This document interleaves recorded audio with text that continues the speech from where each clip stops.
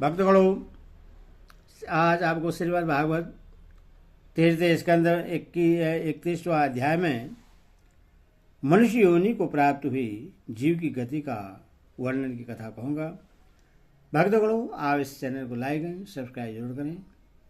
कृष्ण भगवान आपका आपके परिवार का कल्याण करेंगे। कथा सुनिए। मनुष्य योनि को प्राप्त हुई जीव की गति का वर्णन। श्री भगवान कहते हैं, माता जी, जब जीव को मनुष्य शरीर में जन्म लेना होता है तो वह भगवान की प्रेरणा से अपने पूर्वाकर्म अनुसार देह प्राप्ति के लिए पुरुष के वीर्य कण के द्वारा स्त्री के उदर में प्रवेश करता है। वहां वह एक रात्रि में स्त्री के रज में मिलकर एक रूप कलल बन जाता है। 5 रात्रि में बुद्ध रूप हो जाता है। 10 दिन में बेर के समान कुछ कठिन हो जाता है और उसके बाद मांसपेशी अथवा अंडज प्राणियों में अंडे के रूप में परिणत हो जाता है।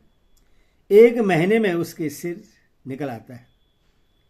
2 मास में हाथ पैर आदि अंगों का विभाग हो जाता है और 3 मास में नख रोम अस्थि चर्म स्त्री पुरुष के चिन्ह और अन्य छिद्र उत्पन्न हो जाते हैं।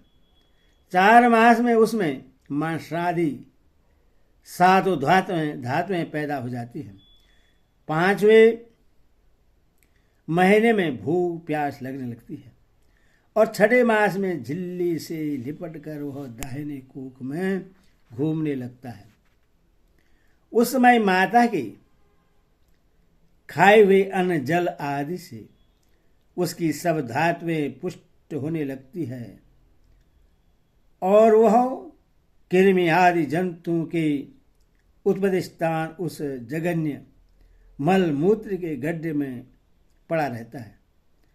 वह सुकुमार तो होता ही है, इसीलिए जब वहां के भूखे कीड़े उसके अंग प्रत्यंग नोचते हैं तब अत्यंत कलेश के कारण वह क्षण में अचेत हो जाता है।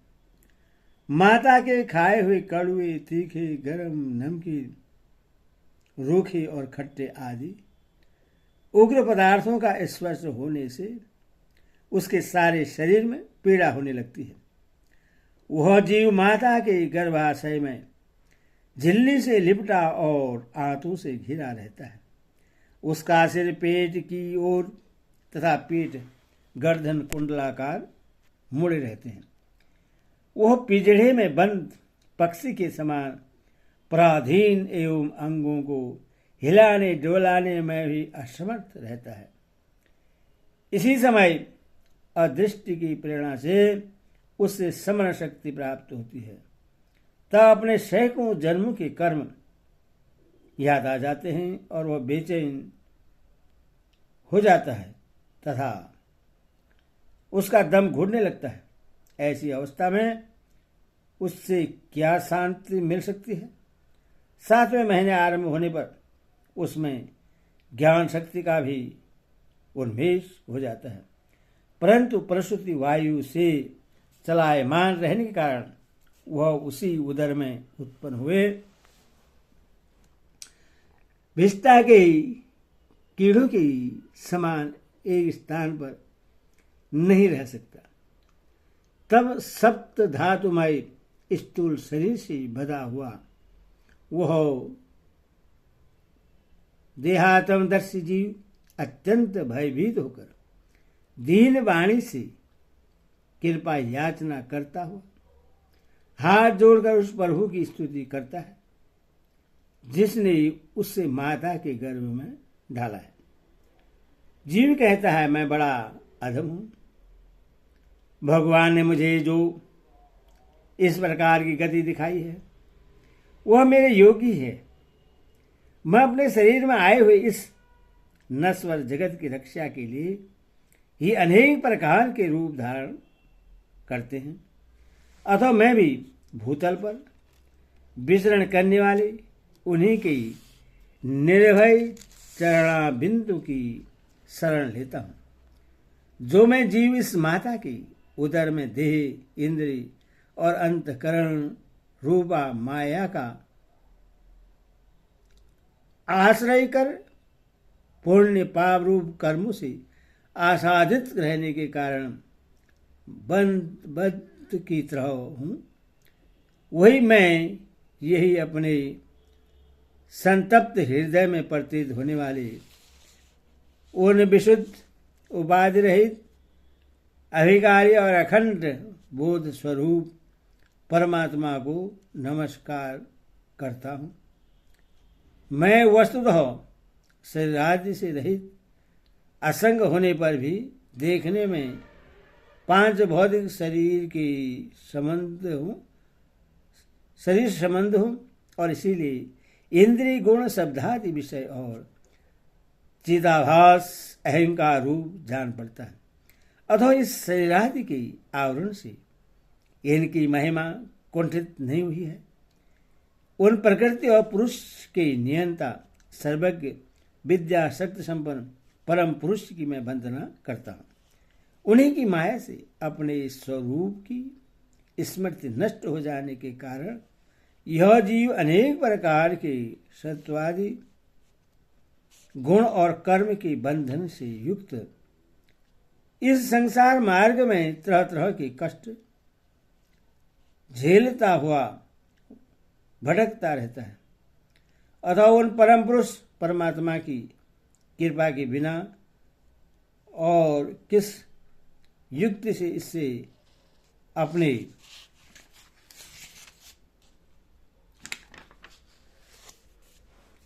स्वरूप का ज्ञान हो सकता है। मुझे जो इस त्रिकालिक ज्ञान हुआ है वह भी उनके सिवा और किसने दिया है, क्योंकि स्थावर जगत में समस्त प्राणियों में एकमात्र वे ही तो अंतर्यामी रूप से अंश से विद्यमान है। अथवा जीव रूप कर्मजनित पदवी का अनुवर्तित करने वाले हम अपने त्रिविध तापों की शांति के लिए उन्हीं का भजन करते हैं। भगवान, यह देहधारी जीव दूसरे माता की देह के उदर के भीतर मल मूत्र और रुधिर के कुएं में गिरा हुआ है। उसकी जठराग्नि से इसका शरीर अत्यंत संतप्त हो रहा है। उससे निकलने की इच्छा करता हुआ वह अपने महीने गिन रहा है। भगवान, अब इस दीन को वहां से कब निकाला जाएगा? स्वामी, आप बड़े दयालु हैं। आप जैसी उदर प्रभु ने इस 10 मास के जीव को ऐसा उत्कृष्ट ज्ञान दिया है।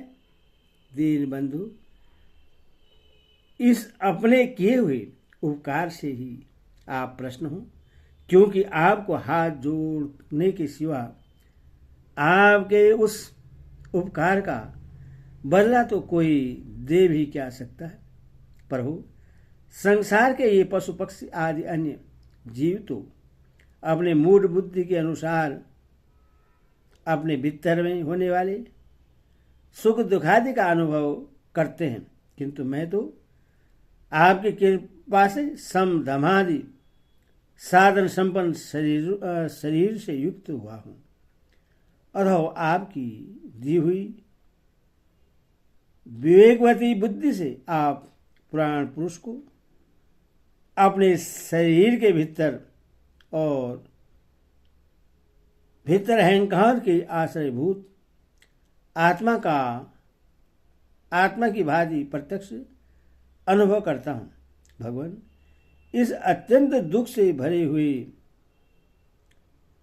गर्भाशय में यदि मैं बड़े कष्ट से रह रहा हूं, तो भी इससे बाहर निकलकर संसारमयी अंधकूप में गिरने की मुझे बिल्कुल इच्छा नहीं है, क्योंकि उसमें जाने वाले जीव को आपकी माया घेर लेती है, जिसके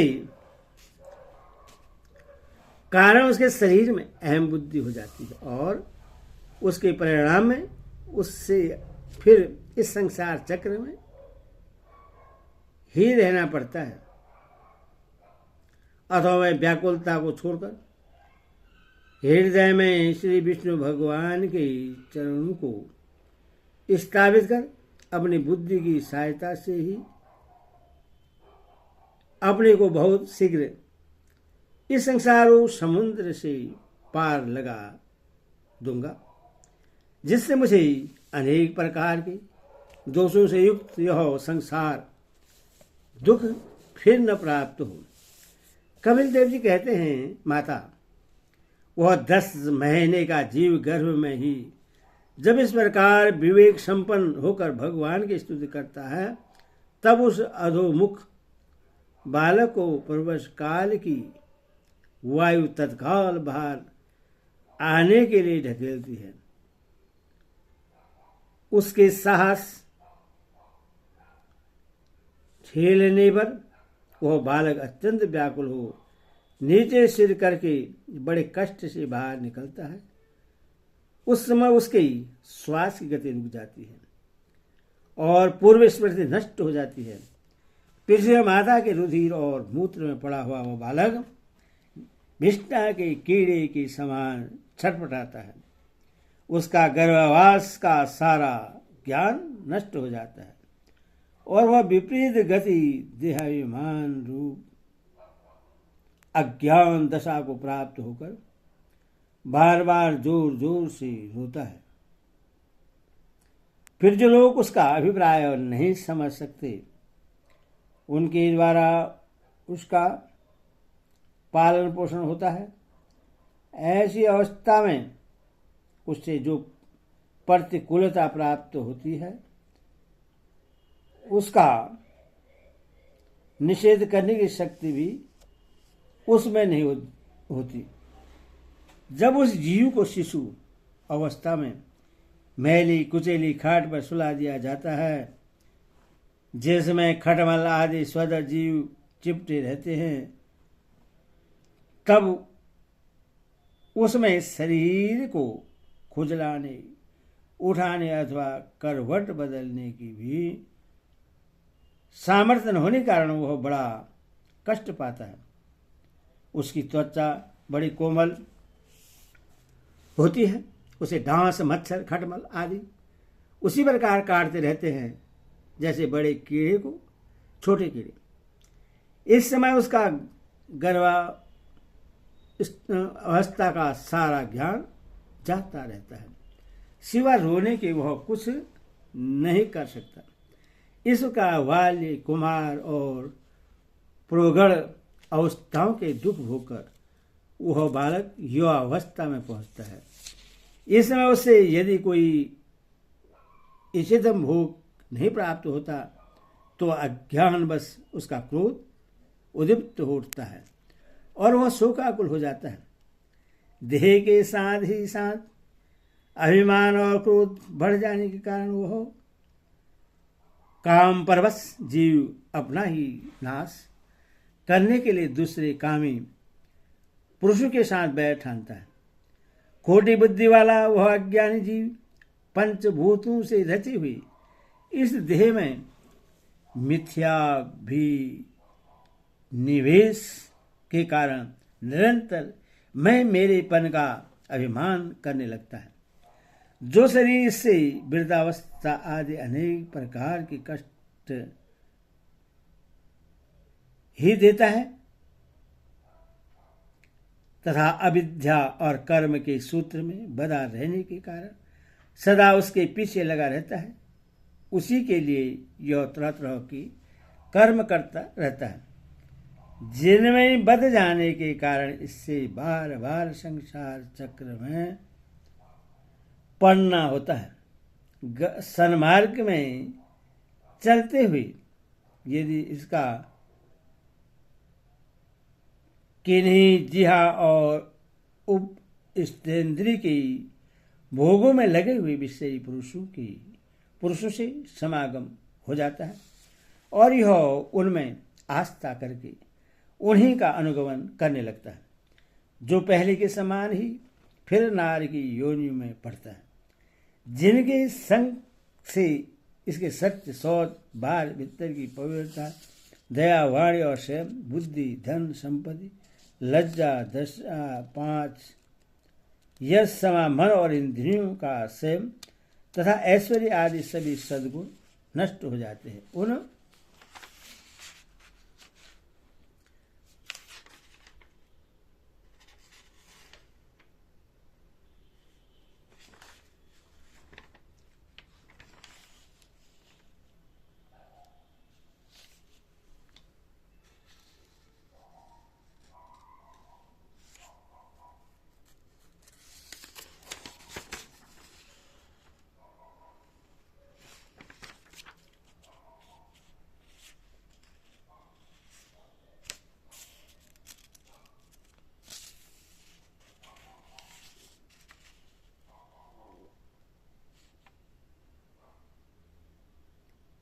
और उन अत्यंत शोचनीय स्त्रियों के कीड़ा, मृग, खिलौना, अशांत मूड और देहांतमदर्शी असत्य पुरुषों का संग कभी नहीं करना चाहिए, क्योंकि इस जीव को किसी और का संग करने से ऐसा मोह बंधन नहीं होता जैसे स्त्री और स्त्रियों के संगियों का संग करने से होता है।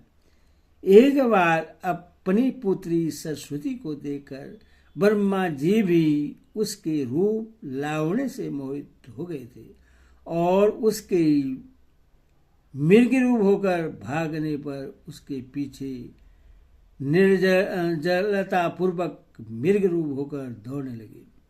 उन्हीं ब्रह्मा जी ने मरीचि आदि प्रजापतियों की तथा मरीचि आदि ने कश्यपादि की और कश्यपादि ने देव, मनुष्य आदि प्राणियों की सृष्टि की। अथवा इनमें एक ऋषि पर्वत नारायण को छोड़कर ऐसा कौन पुरुष हो सकता है जिसकी बुद्धि स्त्री रूपेणी माया से मोहित न हो।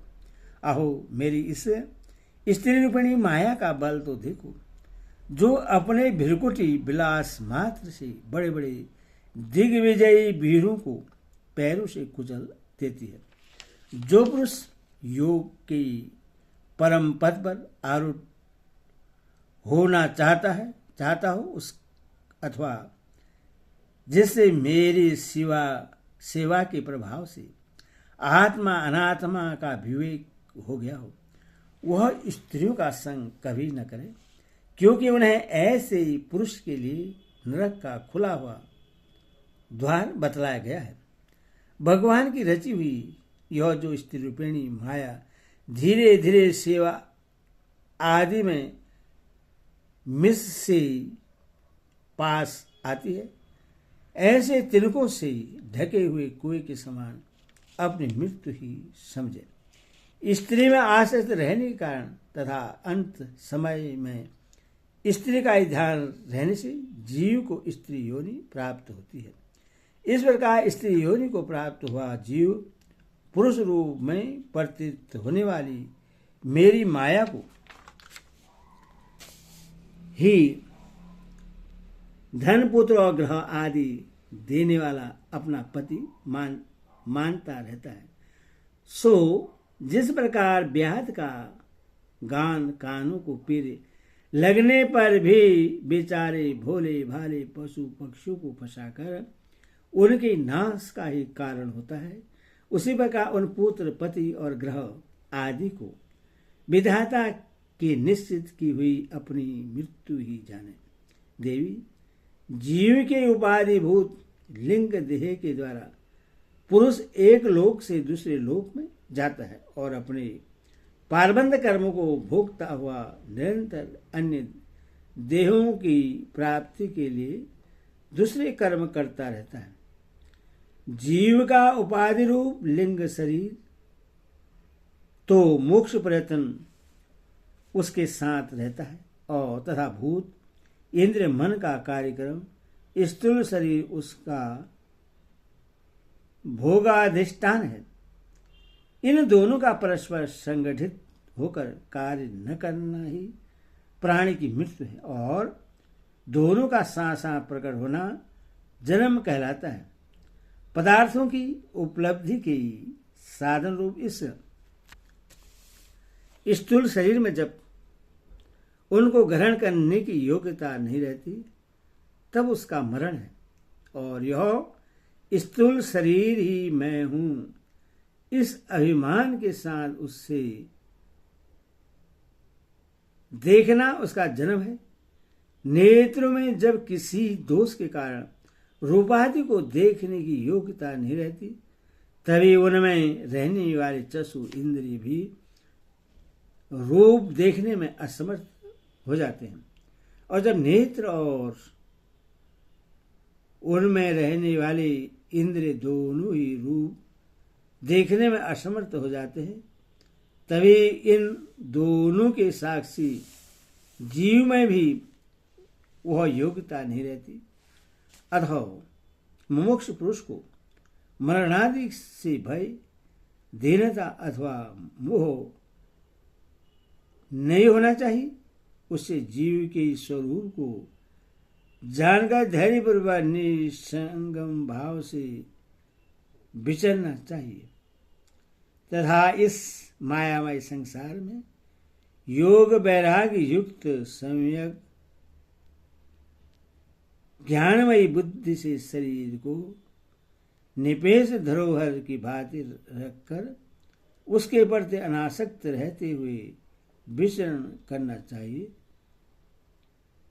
हरि ओम तत्सत, हरि ओम तत्सत, हरि ओम तत्सत।